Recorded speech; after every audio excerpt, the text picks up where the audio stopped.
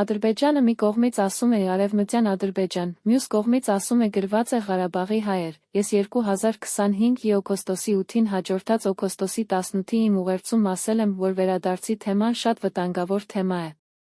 Այս մասին Համբուրգում լրագրողների հետ հանդիպման ժամանակ ասել է վարչապետ Նիկոլ Փաշինյանը, անդրադառնալով Ադրբեջանի հայտարարությանը, թե ՀՀ ռազմավարական օրակարգի փաստաթղթում ներառվել է Ադրբեջանի ռազմական գործողություններից հետո փախստական դարձած Ղարաբաղի հայեր ձևակերպումը։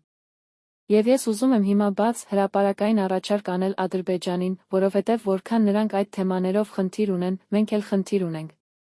Ես առաջարկում եմ, որ մենք ընդունենք համատեղ ճանապարհային քարտեզ այս երկու թեմաները զուգահեռ փակելու ուղղությամբ։ Ես Ղարաբաղի մեր ժողովրդին էլ եմ ասել, որ նրանց վերադարձը իրատեսական չէ։ Եթե մենք շարունակենք վերադարձի օրակարգը, դա նշանակում է, որ մենք նորից սկսում ենք Ղարաբաղի շարժումը, բայց ես ասել եմ, որ մենք պետք է չշարունակենք Ղարաբաղյան շարժումը։